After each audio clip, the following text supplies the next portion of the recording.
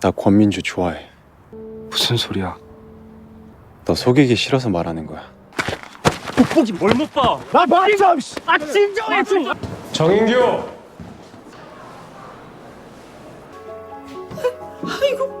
말씀드리기가 좀 힘들어요. 이 새끼가. 둘 다 그만 안 해? 그러고 싶지 않습니다. 남시현 빨리 가. 좋아해. Hai guys, kali ini saya akan melanjutkan part 2 drama yang dirilis tahun 2023 berjudul A Time Called You. Sebelum dimulai, subscribe, like, dan komen ya guys, agar channel ini bisa lebih berkembang. Untuk yang belum nonton part 1, linknya ada di deskripsi ya. Bagaimana kelanjutan ceritanya? Langsung aja kita mulai. Pria itu mengangkat teleponnya. 여보세요? Namun, dia hanya diam dan menangis. Junhee bertanya apakah dia Yeonjun. Tiba-tiba sambungan teleponnya terputus. Lalu pria itu memberitahu Jiwon dia melihat Junhee hari ini. Dia duduk di belakang saat di bis, kemudian menghidupkan ponsel Yeonjun dan melihat banyak pesan masuk dari Junhee. Selanjutnya dia memberitahu barusan dia mengangkat telepon dari Junhee, namun dia hanya diam. Hampir saja kesabarannya selama ini menjadi sia-sia. Junhee menghubungi ponsel Yeonjun lagi, tapi kali ini dia tidak mengangkatnya. Keesokan harinya, Junhee memberitahu Naeun bahwa Yeonjun mengangkat teleponnya tadi malam. Mungkin nomor Yeonjun dipakai orang lain, tapi kenapa selama ini ponselnya mati? Jadi semalam adalah kali pertama ponselnya aktif. Mereka minta bantuan Sang-ho untuk melacak lokasi ponselnya. Sang-ho menemukannya. Lokasi ponsel itu ada di Cafe 27. Menurut rincian, yang membayar tagihan ponsel ini adalah Nam Si-hon. Selanjutnya Junhee datang ke galeri Chanyong. Chanyong mengajaknya minum di dalam. Guys, galeri Chanyong ini dulunya adalah galeri Yeonjun. Yeonjun adalah seorang desainer furniture. Junhee melihat ke arah kursi buatan Yeonjun, membuatnya teringat masa lalunya. Dahulu, Junhee pernah bertanya kenapa dia ingin menjadi desainer furniture. Yeonjun memberitahu teman SMA-nya mengomelinya agar tidak sombong karena pintar. Dia menyuruhnya punya keahlian untuk berjaga-jaga. Chanyong membuyarkan lamunannya. Dia menyuruh Junhee membawa kursi buatan Yeonjun. Junhee akan membawanya lain kali saat membawa mobil. Kemudian Junhee memberitahu mengenai mimpi anehnya, melihat anak SMA yang sangat mirip dengan Yeonjun, namun hanya wajahnya yang mirip, sifat mereka jauh berbeda. Di pikirannya, dia bukan Yeonjun, tetapi hatinya tidak bisa membedakannya. Dia bingung mana yang mimpi dan mana yang kenyataan. Chanyong mengatakan dia sedang stres, jadi bermimpi aneh saat tidur. Keesokan harinya, Junhee datang ke Cafe 27. Junhee memberitahu mencari pria bernama Nam Si-hon yang memakai nomor ponsel mendiang pacarnya. Ponselnya terlacak terakhir aktif di tempat ini. Kemudian Junhee menceritakan beberapa hari yang lalu dia mimpi menjadi keponakannya. Di mimpinya, dirinya menjadi Kwon Minju.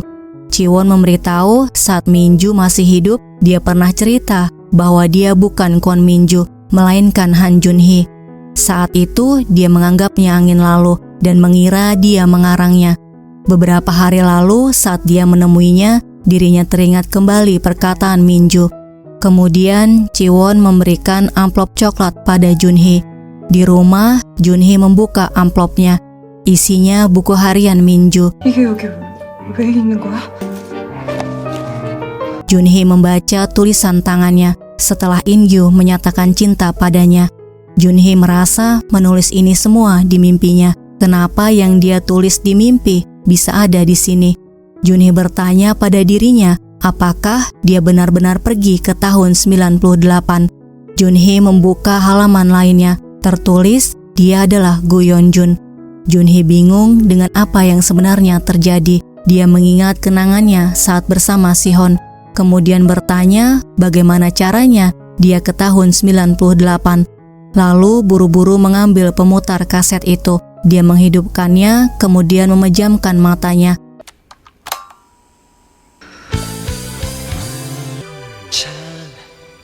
Tiba-tiba dia ada di tahun 98 di toko kaset 27. Pamannya datang, kemudian mematikan musiknya. Junhee terbangun. Dia bertanya apakah polisi sudah datang. Tiba-tiba polisi datang. Junhee bertanya apakah mereka datang untuk memperlihatkan foto alat bantu dengar yang ditemukan di TKP. Polisi itu balik bertanya bagaimana dia bisa tahu. Junhee malah bertanya lagi hari ini tanggal dan tahun berapa. Polisi itu menjawab 9 Juli tahun 98. Junhee sadar apa yang dialaminya nyata. Dia buru-buru ke sekolah mencari Sihon. Saat berlari, dia teringat kenangannya saat bersama Yeonjun. Junhee bertanya kenapa dia suka film tentang perjalanan waktu. Yeonjun menjawab karena seru, dia bisa ke masa lalu dan mengubah masa depan. Junhee bertanya lagi jika dia bisa melakukan perjalanan waktu, dia mau kemana. Yeonjun menjawab dia tidak peduli dengan masa depan karena apapun yang terjadi, dia akan selalu ada di sisinya. Dan jika kembali ke masa lalu, dia akan bertemu dengan dirinya di masa lalu. Kemudian mengatakan bahwa kelak dia akan bertemu dengan seorang gadis yang akan sangat dia cintai. Junhee memandang Sihon yang sedang membaca. Sihon bertanya kenapa dia menangis. Junhee menjawab tidak apa-apa. Sihon bertanya siapa yang lebih cantik, grup K-pop SIS atau VinKL. Bukannya menjawab, Junhee malah bertanya apakah dia memilih calon pacar dari grup K-pop. Sihon menjawab iya. Junhee merasa kesal, dia buru-buru pergi. Dia susah payah dari tahun 2023 ke tahun 98, tapi gadis idamannya malah dari anggota grup K-pop. Tiba-tiba Junhee menghitung, jika ini tahun 98, Yeonjun berusia 11 tahun, jadi Sihon bukan Yeonjun. Di toko kaset, Junhee memeriksa buku diari Minju dan tidak menemukan tulisan dia adalah Gu Yeonjun. Membuatnya semakin bingung. Pada malam harinya, Sihon membantu In-gyu di kedai makanan milik neneknya. Saat membersihkan kedai, Sihon mengajak In-gyu menemui Minju karena tadi dia melihat Minju menangis. In-gyu memberitahu akan menemui Minju sendirian. Dirinya ingin menjadi sandaran Minju saat dia kesulitan. Kemudian, In-gyu mengakui telah menyatakan cinta pada Minju, tapi dia melarangnya menjawabnya. Dia akan menunggunya hingga Minju menyukainya. Jika dia berusaha, kelak Minju akan menyukainya. Dia minta Sihon untuk menjauhi Minju agar mereka bisa bersama. Selanjutnya, In-gyu menjemput Minju dan mengantarnya pulang. Saat di motor, In-gyu meminta Minju cerita padanya jika ada masalah. Junhee memberitahu dia baik-baik saja.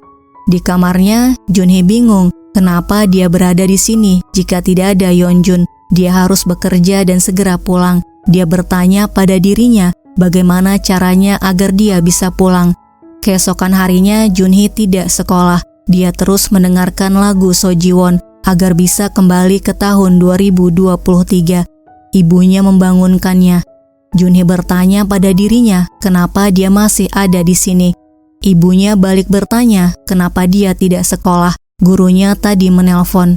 Junhee mengatakan ini bukan saatnya sekolah, dia akan menjelaskannya nanti. Kemudian mengantar ibunya keluar kamarnya.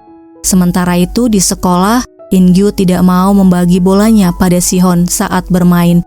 Karena kesal, Sihon membalasnya dengan merebut bolanya padahal mereka setim. Akhirnya mereka bertengkar. 뭘 못 봐? 나 진짜 진정해 좀. Saat pulang sekolah, Sihon memberitahu dia malas bicara dengannya karena telah mencampakkannya hanya karena wanita. Tiba-tiba wali kelas mereka memanggil In-gyu. Terlihat polisi bersamanya. Di rumah, Junhee bingung kenapa masih ada di tahun 98 setelah mendengarkan lagu Sojiwon semalaman hingga dia merasa mengantuk karena tidak tidur tadi malam. Saat akan tidur, terdengar suara. Junhee membuka jendela. Dia melihat Sihon. Sihon mengajaknya bicara di bawah pohon. Sihon memberitahu In-gyu menyukainya, jadi dia membantunya dan akhirnya mereka bertiga berteman. Setelah mereka dekat, dia lupa tujuan awalnya, yaitu membantu In-gyu dekat dengannya. Jadi, dia harus memperbaiki hubungan mereka agar mereka bertiga bisa berteman dengan akur. Saat melihat ke arah Min-ju, ternyata dia sedang tidur. Si-hon memandang wajahnya, lalu mengatakan dia merasa aneh saat melihatnya mendatanginya sambil menangis. Perasaannya seperti ditusuk-tusuk, seperti di rumah sakit saat dia siuman dan memeluknya. Junhee terbangun, dia melihat Si-hon di hadapannya. Dalam hatinya dia bertanya, kenapa wajah, suara, dan cara tidurnya persis seperti Yeonjun. Saat Junhee menyentuh pipinya, dia membuka matanya. Si-hon langsung bangun karena malu, kemudian mengajak Min-ju pulang. Di kantor polisi, detektif bertanya kenapa dia mengikuti Min-ju. Pada tanggal 10 Juni, dia terekam kamera CCTV menuju ke rumah Min-ju. Jadi guys, setelah merayakan ulang tahun dan meninggalkan Si-hon dan Min-ju, In-gyu memutuskan datang ke rumah Min-ju. Saat itulah dia melihat Si-hon menolak Min-ju. Di kantor polisi, In-gyu memberitahu ingin mengatakan sesuatu pada Min-ju, namun dia tidak bisa memberitahu apa yang ingin dia katakan pada detektif. Neneknya meminta In-gyu mengatakan semuanya dengan jujur. In-gyu memberitahu dirinya tidak melakukan kejahatan. Kemudian polisi memperlihatkan alat bantu dengar yang ditemukan di TKP. Setelah detektif melacak nomor seri di alatnya, ternyata alat itu adalah milik In-gyu. In-gyu ditetapkan sebagai tersangka berdasarkan bukti alat bantu dengar yang ditemukan di TKP dan video dia mengikuti Min-ju. Di kamar, Junhee melihat kalender. Hari ini adalah 10 Juli. Min-ju terbunuh 13 Oktober tahun 98. Itu artinya 3 bulan lagi dia akan dibunuh. Junhee mengetahui hal ini dari Jiwon di tahun 2023. Dia ke kamar Do-hun, meminjam komputernya untuk mencari informasi. Pamannya datang bertanya kenapa dia tidak masuk sekolah hari ini. Junhee memberi uang pada Do-hun, menyuruhnya membeli es krim. 가서 아이스크림 좀 사와. Lalu Junhee memberitahu alasannya belakangan ini dia tidak bersikap seperti Min-ju, yaitu karena dirinya bukan Kwon Min-ju. 권민주가 아니에요. Pamannya mengulangi ucapannya bahwa dia bukan Kwon Min-ju, melainkan Han Junhee dari tahun 2023. Dan di tahun 2023, dirinya memberikan buku diari padanya, lalu memintanya kembali ke tahun 98 untuk mengubah takdir Min-ju agar dia tidak meninggal. Junhee senang pamannya cepat mengerti, namun ada satu masalah, yaitu dia tidak tahu bagaimana caranya kembali ke tahun 2023. Oleh sebab itu, dia minta bantuan pamannya. Pamannya mengajak Junhee ke rumah sakit karena dia bicara ngelantur, mungkin disebabkan kepalanya cedera. Junhee kembali ke kamarnya. Dia sadar pasti tidak akan ada yang percaya pada ceritanya. Keesokan harinya, semua teman di kelasnya membicarakan In-gyu karena dia menjadi tersangka penyerangan Min-ju. Si-hon masuk melihat In-gyu sedang diganggu. Mereka memberitahu bahwa In-gyu dibawa ke kantor polisi kemarin dan menjadi tersangka percobaan pembunuhan Min-ju. Selanjutnya, Si-hon datang ke rumah Min-ju. Dia menceritakan apa yang terjadi pada In-gyu. Mereka kemudian datang ke sekolah mencari In-gyu. In-gyu mengatakan bukan dia pelakunya. Dia kehilangan alat bantu dengarnya. Junhee mengajaknya ke kantor polisi. Dia memberitahu orang yang memukul kepalanya malam itu bukan In-gyu. Alat bantu dengar yang jatuh di TKP jatuh karena dirinya, bukan In-gyu. Malam itu, Si-hon dan In-gyu datang ke toko untuk merayakan ulang tahunnya. Alatnya jatuh saat mereka beres-beres sebelum pulang. Dia menyimpannya karena mau dia kembalikan. Jadi, yang membawa alat bantu dengar ke TKP bukan In-gyu, melainkan dirinya. Detektif bertanya kenapa In-gyu mengikutinya ke rumah. Junhee mengatakan In-gyu menyadari alat bantu dengarnya hilang. Jadi, dia pasti datang karena mau menanyakannya pada mereka. Akhirnya, In-gyu bebas dari daftar tersangka. Selanjutnya, Junhee mengajak mereka makan bersama. In-gyu mengucapkan terima kasih. Tanpa dia, dirinya pasti terus dianggap pelaku. Junhee minta In-gyu mengucapkan terima kasih pada Si-hon karena Si-hon lari ke rumahnya meminta agar dia membantunya. hidangannya datang. Sihon menambahkan banyak cabai bubuk dan cuka ke dalam mie-nya, membuat Junhee teringat Yeonjun. Dia melakukan hal yang sama. Pada malam harinya, Paman Minju mengajaknya bicara. Pamannya bertanya di mana keponakannya Kwon Minju yang seharusnya ada di tubuh ini jika dia adalah Han Junhee dari tahun 2023. Junhee menjawab tidak tahu di mana Minju berada, namun itu tidak penting karena dia harus membantunya agar dirinya bisa kembali ke tahun 2023 dan keponakannya kembali ke tubuhnya. Jiwon bertanya apa imbalannya jika dia membantunya. Junhee mengatakan dia akan giat belajar agar nilai Minju bagus. Pamannya setuju. Dari awal dia hanya ingin Kwon Minju atau Han Junhee rajin sekolah dan giat belajar. Sebab setelah kembali dari rumah sakit, dia sering bolos sekolah dan hanya mendengarkan musik di kamarnya. Keesokan harinya saat ujian, Junhee kesulitan mengerjakan soalnya. Setelah selesai, teman sekelasnya menghampirinya. Mereka mengajaknya mengikuti pertandingan basket melawan kelas sebelah. Junhee setuju, membuat mereka terkejut. Biasanya, Minju selalu menolak jika mereka mengajaknya. Saat pertandingan basket, Junhee mencetak angka. Sihon bertanya pada In-gyu, apakah dia Minju? Sejak siuman, dia berubah. In-gyu bertanya sejak kapan Minju jago basket. Padahal, dia selalu sakit saat jam olahraga. Sihon dan temannya yang lain menyemangati Minju. Lagi-lagi, Dahyeon yang melihatnya cemburu. 야, 얼마 안 남았어. 조금만 더 버텨. Akhirnya kelas mereka memenangkan pertandingan basketnya. Setelah pertandingan itu, Sihon bertanya apakah dia benar-benar Kwon Minju karena mendadak jago basket dan sifatnya berubah. Dulu dia malu-malu saat ditanya. In-gyu membenarkan, sekarang dia berubah sekali. Junhee mengatakan sikapnya sengaja berubah agar pelaku penyerangannya menyadari bahwa sifatnya telah berubah menjadi pemberani. Jadi dia akan merasa resah dan tidak bisa menebak langkahnya. Dia ingat pelakunya memakai seragam sekolah mereka, tapi tidak ingat wajah pelakunya. Jadi pelakunya memperhatikan dirinya setiap hari. Keesokan harinya, teman mereka membawa foto-foto saat pertandingan basket. Terlihat diam-diam seseorang mengambil foto Minju. Setelah itu, seorang siswa memanggil Minju. Dia memperkenalkan dirinya, kemudian mengatakan dia jago sekali main basket. Lalu dia memberinya minuman. Sihon yang melihatnya cemburu.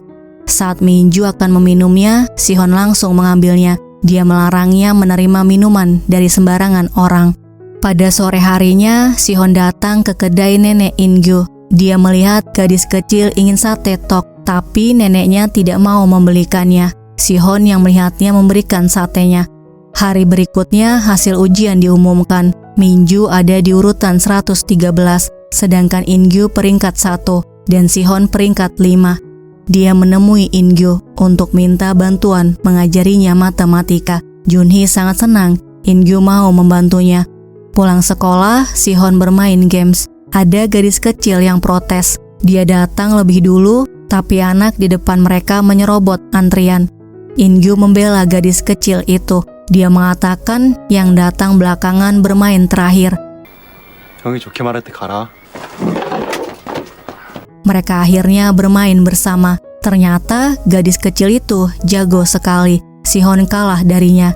Gadis itu mengucapkan terima kasih karena dia sudah membelanya tadi. Kemudian dia minta Sihon untuk mengingat namanya jika mereka bertemu lagi. Nama gadis kecil itu adalah Han Junhee. Han Junhee? Pada malam harinya, Junhee membuka jendela kamarnya. Terlihat seorang pria mengawasinya. Keesokan harinya, Junhee ketinggalan bis sekolah. Dia menghentikan Sihon dan menumpang padanya. Sepanjang perjalanan, dia berpegangan di pundaknya. Setelah pulang sekolah, In-gyu mengajarkan Minju matematika. Saat Minju mengerjakan soal matematika, In-gyu melihat kucing di luar. Dia memanggil Minju, kemudian mengajaknya mendatangi kucing itu. Namun, Junhee mengatakan dia takut kucing, membuat In-gyu bingung. Sebelumnya, In-gyu melihat Minju menyukai kucing. Dia memberi makan dan memelihara kucing liar. Di depan rumah Minju, In-gyu mengatakan merasa bingung karena dia tidak seperti Minju yang dulu. Namun bukan berarti dirinya membenci Minju yang sekarang. Malah lebih bagus, dia menjadi periang dan terbuka. Dirinya hanya belum terbiasa dengan perubahannya. Junhee mengatakan mengerti apa yang dia rasakan. Dia meminta In-gyu untuk menunggu sebentar lagi. Kwon Min-ju yang dulu dia kenal segera kembali. Dan suatu hari dia pasti akan mengerti perkataannya. Di belakang mereka terlihat pria itu mengawasi. Di rumah, Junhee melihat isi kulkasnya kosong. Do-hun memberitahu bahwa ibu mereka bertemu pengacara perceraian di siang hari dan berjualan di malam hari, jadi tidak bisa menyiapkan makanan. Junhee mengajak adiknya makan ayam goreng. Sambil makan, Junhee bertanya kenapa dia kabur membawa semua uang dari rumah. Do-hun mengatakan sudah tahu bahwa orang tua mereka akan bercerai. Orang tua mereka bertengkar karena memperebutkannya dan kakaknya marah. Jadi dia berpikir jika dirinya kabur, kakaknya tidak akan dibuang. Dia kesal orang tua mereka membeda-bedakan mereka. Junhee tersenyum. Dia tidak menduga Do-hun memikirkan kakaknya. Keesokan harinya, Si-hon mendapatkan pesan dari seseorang yang mengajaknya bicara di belakang sekolah. Dia pikir Min-ju yang mengirimnya, jadi dia mengajak In-gyu. Namun In-gyu menolak ikut dengannya. Si-hon datang sendiri, In-gyu mengikutinya. Di belakang In-gyu ada Junhee yang ikutan melihat Si-hon. Ternyata surat itu dari Da-hyun. Dia menyatakan cintanya pada Si-hon dan memintanya untuk menjadi pacarnya. Si-hon menjawab tidak mau menjadi pacarnya karena dia sedang menunggu takdirnya. Dia akan berpacaran sekali seumur hidup dan dia yakin Da-hyun bukan orangnya. Da-hyun buru-buru pergi karena malu ditolak. Dia bertemu dengan Min-ju dan In-gyu di tangga. Di toko kaset, Junhee teringat ucapan Si-hon sama dengan Yeonjun. Saat kuliah, Na-eun pernah cerita gadis populer di kampus mereka bernama Jion menyatakan cinta pada Yeonjun. Saat itu, Yeonjun menolaknya dengan menjawab bahwa dia sedang menunggu takdirnya dan dia yakin Jion bukanlah orang itu. Kembali ke toko kaset, Si-hon selalu bersikap seperti Yeonjun, membuatnya bingung. Keesokan harinya, Junhee menemukan foto di laci mejanya. Dia menebak pelaku penyerangannya yang memotonya. Setelah itu, dia memberitahu Si-hon dan In-gyu. Junhee menjelaskan pelakunya adalah murid di sini. Dia sudah tahu kelas dan tempat duduknya. Si pelaku memotretnya setelah sekolah hingga pulang ke rumah. Artinya saat pulang, ada laki-laki berseragam sekolah yang membawa kamera. Jadi mereka bisa bertanya pada orang-orang di tempat-tempat ini, apakah ada laki-laki berseragam sekolah yang membawa kamera. Hari selanjutnya diadakan lomba menggambar di luar sekolah. Yang lainnya sibuk menggambar. Si-hon malah bermain games. Kemudian dia melihat Min-ju menggambar bersama In-gyu dan memutuskan untuk melamun di bawah pohon. Dia terus teringat Min-ju, kemudian mengatakan dia tidak boleh memikirkannya. Selanjutnya dia duduk di bangku taman dan Junhee mengganggunya. Junhee bertanya kenapa dia tidak menggambar. Si-hon memberitahu dia bisa menggambar dalam 10 menit. Junhee tertawa melihat rumput di rambut Si-hon, lalu dia membantu membersihkannya. Saat itu terjadi, In-gyu melihatnya. Tiba-tiba hujan turun. Junhee buru-buru lari dan Si-hon mengikutinya di belakang. Saat berjalan pulang dengan In-gyu, Si-hon mengaku bahwa dia menyukai Min-ju. Dia mengaku karena tidak mau membohongi In-gyu. Kemudian dia memberitahu saat liburan kenaikan kelas 2, dia dan keluarganya akan pindah ke Amerika. Jadi dia tidak akan menyatakan cintanya pada Min-ju. Jika dia menyatakan cintanya, keadaannya akan menjadi canggung dan semuanya sia-sia karena sebentar lagi dia akan pergi ke Amerika. In-gyu mengatakan seharusnya dia tetap bersikap kasar pada Min-ju agar Min-ju tidak berharap sedikit pun padanya. Si-hon memberitahu Min-ju sudah tidak menyukainya lagi. Di dalam kamarnya, Si-hon teringat Min-ju yang lari saat hujan, kemudian dia menggambarnya. Keesokan harinya di sekolah, saat jam olahraga, para siswi mengganti pakaiannya di kelas. Da-hyun dan temannya memoto Min-ju yang sedang mengganti pakaiannya. Setelah kelas selesai, Junhee belajar dengan In-gyu. Junhee bertanya apakah dia bertengkar dengan Sihon. In-gyu balik bertanya apakah dia masih menyukai Sihon. Junhee menjawab Sihon dan dirinya hanya berteman baik. In-gyu bertanya lagi apakah dia tetap akan menganggapnya teman setelah mengetahui bahwa Sihon menyukainya. Sebelum dijawab, Sihon datang berusaha menghentikan In-gyu agar tidak bicara terus. In-gyu mengatakan Min-ju harus tahu dia akan pindah ke Amerika. Junhee diam, membuat In-gyu sadar bahwa dia sudah tahu dan hanya dirinya yang tidak tahu. Di Taman Noksan, Junhee mengatakan seharusnya dia memberitahu In-gyu kepergiannya ke Amerika. Jadi keributan ini tidak perlu terjadi. Sihon merasa lega. Min-ju marah bukan karena dia tahu dirinya menyukainya. Kemudian Sihon mengatakan dia menyukainya. 너 많이 좋아해. Guys, part 2 sampai di sini ya. Terima kasih sudah melihat video ini. Sampai jumpa di video selanjutnya.